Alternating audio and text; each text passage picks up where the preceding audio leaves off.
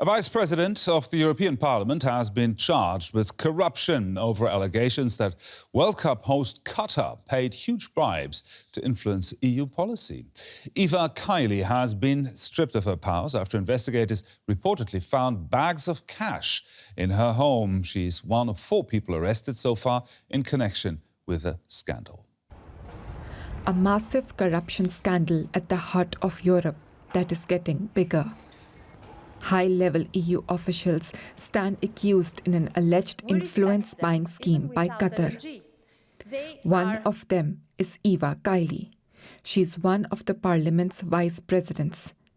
Recently, Kaili had become a vocal defender of the Gulf country. They are a new generation of intelligent, high-educated people. They helped us to reduce the tension with Turkey. They helped us with Afghanistan to save activists, children, women. They helped us, and they are peace negotiators. They are good neighbors and partners. Kaili even praised Qatar as a front-runner in labor rights. World Cup host Qatar has faced wide criticism for mistreatment of the migrant workers who built new stadiums. Qatar has denied using any illegal means of lobbying. Kaili remains in police custody, along with 3 other people. She has been suspended from her duties as vice president, as well as from membership in her party.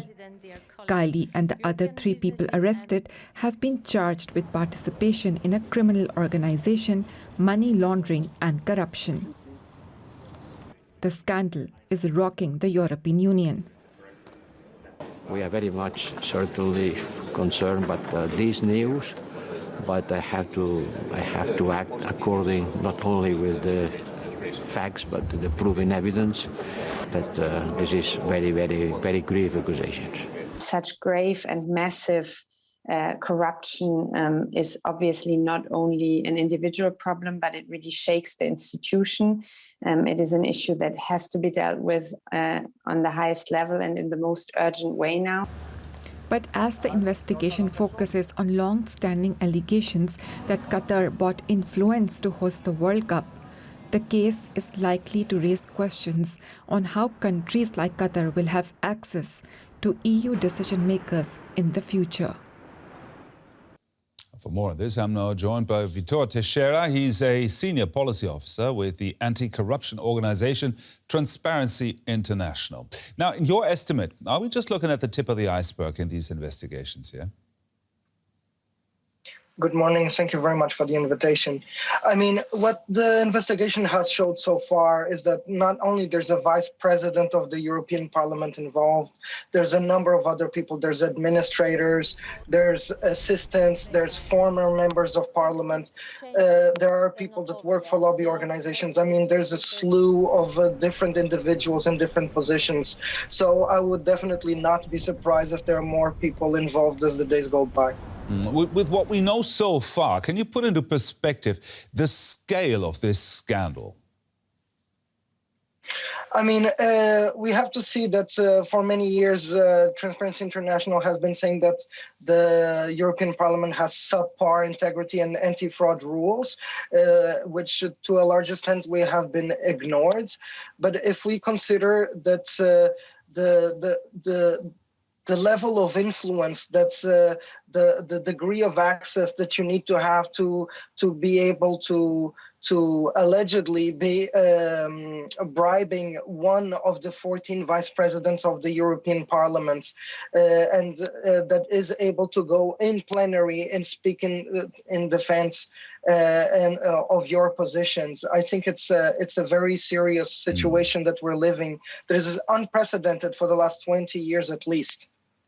Now, in the case in question, we're looking at possible bribery by a country. The EU lobby register doesn't currently list country representatives. Should this be changed? Yeah, that's true. We do believe that there should be a mandatory registration of third countries. And indeed, this is a case of illicit lobbying. But I would like to point out that this is not just about lobbying, this is about bribery and corruption. It's about ethics. And there is right now no ethics oversight whatsoever, no monitoring, no sanctions at all. Vitor Teixeira there from Transparency International. Many thanks. Thank you. Well, let's get more on this with DW's Brussels Bureau Chief, Alexandra von Namen. Alexandra, what more do we know about these alleged bribes involving Qatar and the Vice President, Eva Kaili? Well, according to Belgian prosecutors, the suspects in this case were paid large sums of money and offered substantial gifts to influence the European Parliament's decisions. And the raids that were conducted by the police over the course of the weekend turned up 600,000 euros.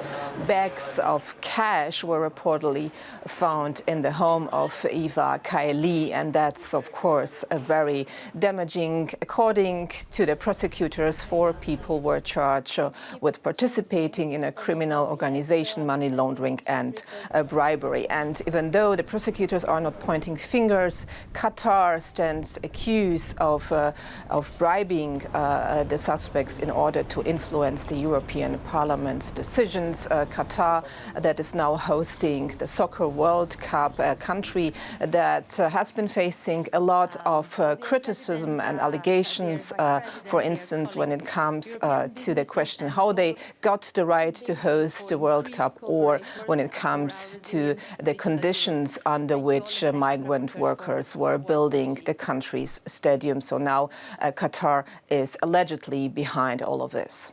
And what have the Qatari authorities said about this? Well, the Qatar mission to the European Union, they have issued a statement denying all the allegations, saying that they are baseless, that they are gravely misled, that they do not have anything to do that they are complying with international law, etc. But of course, when we take into account the massive allegations that the Qatari government was facing in the past, you can imagine that there will be many people not trusting the statement, of course. DW's Alexandra von Namen in Brussels for us. Thank you so much.